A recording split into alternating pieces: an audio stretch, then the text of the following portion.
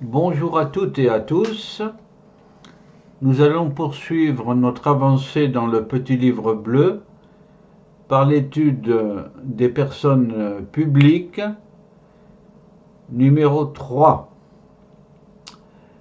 Nous allons dans cette vidéo apporter les conclusions aux vidéos antérieures. Bien sûr, toujours en compagnie de Candide et des idées novatrices qu'il apporte avec l'aide de Voltaire. Donc, voici ce que nous allons faire. Nous aborderons tout d'abord la nécessité des normes, avec pour première cause la facilité, ensuite le nombre de personnes. On appliquera ce nombre de personnes à l'exécutif, au Sénat, à l'Assemblée nationale. Et enfin, on abordera des questions comme la vanité de la distinction, c'est-à-dire il n'y a pas lieu à distinction véritable entre la loi et le règlement, les lobbies, et puis on fera la synthèse. Voilà l'objet donc de cette vidéo. Bien. Donc, avant d'entamer la matière de la conclusion, nous allons faire une petite introduction. Le pauvre citoyen, ça fait penser à la fable de Jean de La Fontaine, le bûcheron et la mort. Un pauvre bûcheron, tout couvert de ramée, sur le poids du fardeau, aussi bien que des ans, etc. Le pauvre citoyen est totalement dépassé par tout cela. Oui, il croule sous le poids des contraintes et des règles. Il suffit de voir le nombre de codes en France, dont le moindre fait au moins 300 pages, en sachant qu'il y en a plus d'une soixantaine maintenant pour voir l'ampleur de ce phénomène juridique. Cela fait le bonheur des juristes et du pouvoir, et cela fait le malheur des citoyens. Alors Candide se pose la question. Cette prolifération est-elle nécessaire? Et quelles en sont les causes? Et il essaie de trouver les réponses qu'il convient, car les horizons de la pensée sont infinis. Voici les réponses qu'il apporte à ces questions. D'abord, du point de vue de la facilité. Sur la nécessité, il y a bien des domaines où l'on pourrait simplifier les lois et règlements, les diminuer ou les supprimer. On s'apercevrait que cela marche quand même. Et d'ailleurs, il y a un passage dans le mémorial de Sainte-Hélène, de Napoléon Ier, sur ce point-là. Il y a eu de nombreuses politiques, d'autre part, de rationalisation et de restriction financière. Il devrait y en avoir une de rationalisation des lois et règlements, par exemple. On devait lisser un peu tout ça. Mais on est plongé dans une course en avant perpétuelle. La cause 1, facilité. Sous réserve de connaître le fait, alors je m'arrête un instant, si l'on veut légiférer sur la bécasse, la chasse à la bécasse, il faut connaître cette chasse d'abord. C'est le fait. Sous réserve de connaître le fait, il est plus facile de rédiger des lois et règlements que de produire une chèvre laitière, bien sûr. On est incapable de produire in extenso une chèvre laitière ou pas. Pour faire des lois, il suffit d'un ordinateur et d'une imprimante. Voilà. Et de connaître le fait, bien sûr.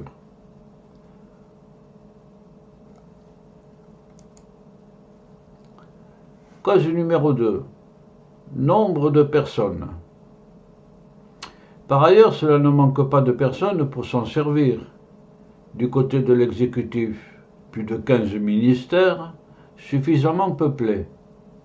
Du côté du législatif, plus de 900 représentants et la foule de leurs assistants. Les statistiques sont disponibles sur le site de l'INSEE. Je mentionne, mais je ne développe pas, une citation ici de Montesquieu, que je cite dans le livre bleu. Bon. Candide gage aisément qu'une personne produit moins que 10, évidemment. Car penser et écrire restent des actes artisanaux. C'est de l'artisanat.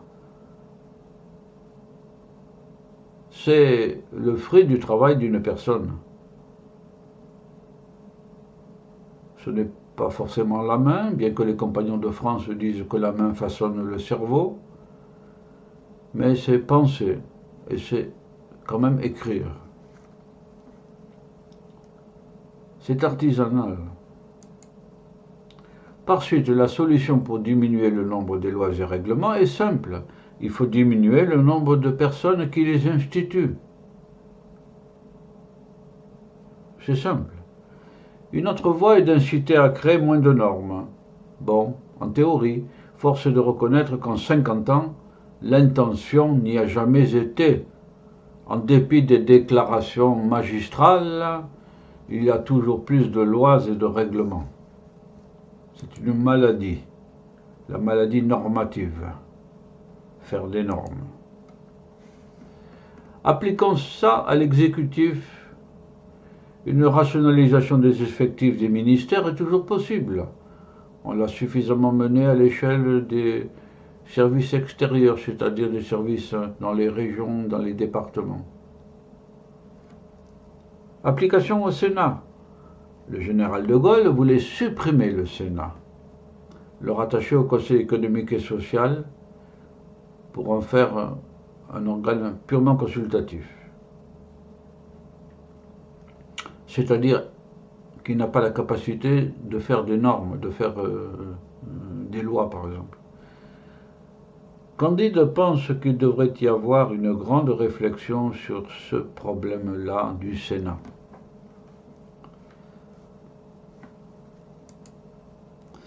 Le référendum de 69 de Charles de Gaulle n'a donné d'autre résultat que le maintien du Sénat. Les Français ont eu peur, ils sont conservateurs, notamment. C'est une des causes fondamentales. Le peuple étant donc actuellement indifférent, l'initiative ne peut venir que de débats populaires sur la question, suivis d'un référendum, ou alors d'une pensée mûrie des pouvoirs publics constitutionnels.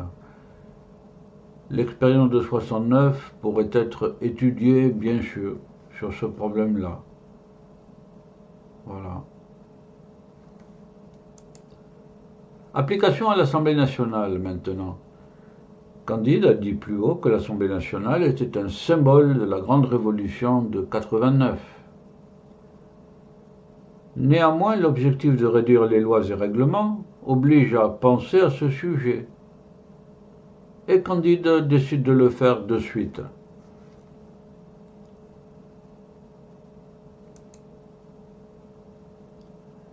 De la vanité de la distinction loi et règlement. La vanité, c'est-à-dire l'inutilité. Candide pense alors ici à un problème central, celui de la distinction des deux domaines de la loi et du règlement. Origine. Cette distinction est issue de l'histoire, avec l'Assemblée nationale à la Révolution de 89 et d'autre part le roi ou le président. Suivant la loi, l'organe crée la fonction. Vous créez un organe, il va sécréter sa fonction, automatiquement. Il va la développer pendant des années. Inutilité pratique tout d'abord. Dans le de la distinction entre les lois et les règlements. Dans le fait, pour réglementer la production de bananes, des bananes par exemple, il n'est d'aucune utilité d'avoir des lois et des règlements. On peut avoir soit l'un soit l'autre, mais pas les deux à la fois. On pourrait citer bien d'autres exemples. Une seule catégorie de règles suffit donc, à laquelle on pourrait donner un nom spécifique. Oui. Candide choisit de l'appeler ici la norme, parce que c'est un terme simple, c'est normatif. On va l'appeler la norme. Spécificité de la fonction normative. Une norme, c'est comme une machine finalement. Il faut un ingénieur d'abord pour la concevoir, pour connaître le fait là, le fait qu'on veut régir. Il faut être ingénieux pour ça, apprécier les intérêts en présence, etc.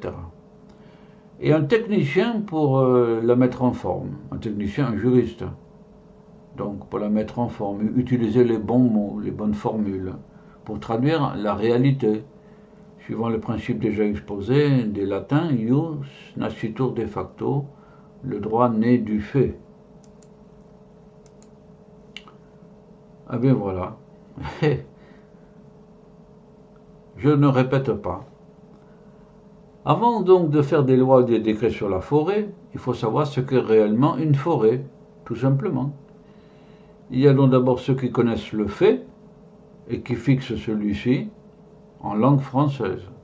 Et ensuite les juristes qui habillent les mots normatifs.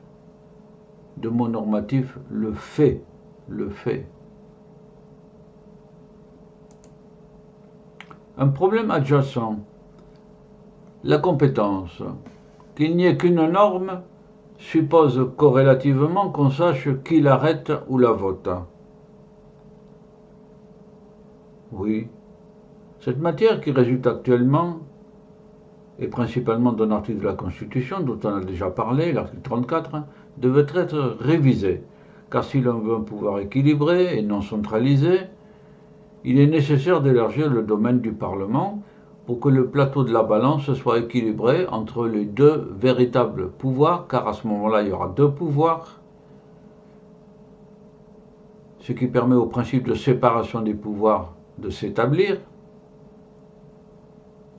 Donc, et comme j'ai parlé de tout cela précédemment, je ne développe pas plus. L'article 34, j'en ai déjà parlé. Par contre, ça, c'est nouveau. Une administration de la norme. Candide pense que sur ces bases-là, on pourrait réduire les règles en centralisant la production des lois et décrets et arrêtés. La centralisation se concrétiserait dans un ministère de la norme, ou tout autre nom, on comprendra, qui pourrait relever à la fois de l'exécutif et du Parlement, puisqu'il y a deux pouvoirs, à la fois. Donc, on peut imaginer que ce ministère reçoive des propositions de normes de la part des autres ministères, du Parlement et des citoyens. Ben oui. Pour les propositions dont le fait est déjà arrêté, le ministère pourra le mettre en forme juridique. Dans le cas opposé, il lui appartiendra d'arrêter le fait par des commissions, etc., avant la mise en forme. Ce ministère devra être étoffé. On pourra y employer une partie des administrations fiscales supprimées à une tâche qui sera noble. Quand même, l'élaboration des normes, de ce qui succédera aux lois et règlements, c'est fort. Conséquence. Pour la production de règles, de normes, ce système bien organisé devrait être plus efficace que la procédure législative, beaucoup moins de discussions qui naissent de la multitude des personnes, et pour les actes réglementaires, il devrait être plus transparent par la centralisation. Il sera plus facile de trouver tous les renseignements. Corrélativement, la distinction entre députés et sénateurs pourrait être abolie, et corrélativement, dans une chambre unique, l'Assemblée, les nouveaux élus seraient en nombre plus réduit. Ceci étant dit uniquement d'un point de vue fonctionnel. Uniquement. Le schéma final, c'est que le texte résultant du ministère de la norme sera alors transmis à l'Assemblée s'il est de sa compétence et au chef d'État s'il relève de la compétence de ce dernier. Si le partage des compétences est équilibré, il n'y aura pas lieu de conserver à l'Assemblée son pouvoir de sanction quant aux normes de l'exécutif. Oui, oui, oui. Et symétriquement pour le chef d'État. Le chef d'État n'aura pas la possibilité d'aller fouiner dans la compétence de l'Assemblée, comme l'Assemblée n'aura pas la possibilité de fouiner dans les compétences du chef d'État. Principe d'égalité entre les pouvoirs. Conséquence au contentieux, détail, cette unification des lois et règlements aurait des conséquences indirectes positives au niveau des contentieux. Ce serait une simplification. On ne se poserait plus toutes les questions de la norme supérieure à ceci, à cela. Pour les bananes, est-ce qu'il faut un décret, un arrêté, une loi, etc. Bon. Autre point, maintenant, particulier, les lobbies. Le poids des lobbies, c'est-à-dire des intérêts économiques, qui pèsent sur les représentants du peuple. Voir par exemple Philippe de Villiers, le temps est venu de raconter ce que j'ai vu, c'est un de ses livres, notamment en France ou au Parlement européen ou ailleurs, est considérable. Il est devenu au fil du temps considérable. La centralisation de la production de la norme par une administration centrale, sous contrôle de l'Assemblée nationale, devrait permettre de limiter ce lobbying. Oui. Ce serait plus transparent, plus honnête. Candide pense qu'il faudrait quand même veiller à limiter tout lobbying qui ne s'exerce pas aussi dans l'intérêt commun, dans l'intérêt de tous. Mais l'Assemblée nationale réduite sera là pour ça. Synthèse, maintenant, de tout ce qu'on vient de dire. Faites donc très attention.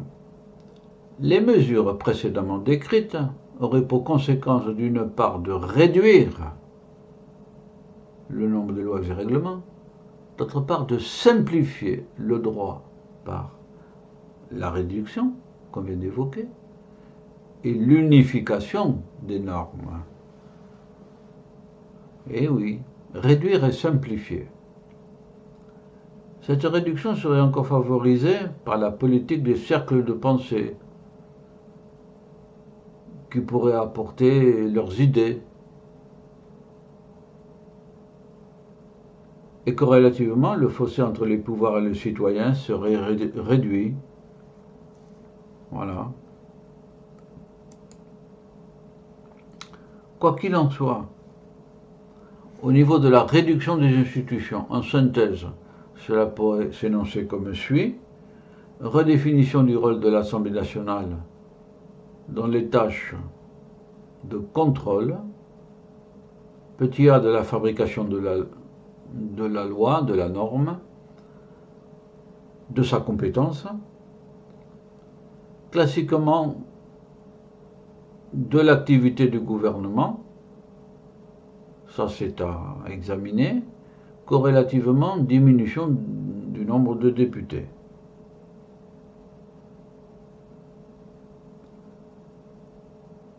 Naissance d'un ministère de la norme, éventuellement dépendant du Premier ministre, et chargé de rédiger les normes sous le contrôle donc de l'Assemblée nationale. Le Sénat, soit on aura le choix gaulliste de suppression en 1969, soit une association avec l'Assemblée nationale avec diminution du nombre de sénateurs. Candide observe que tout cela n'a rien d'extraordinaire. Près de chez nous, la Suède a un parlement à une chambre qui contrôle l'activité du gouvernement, outre la fabrique, comme on dit, de la loi.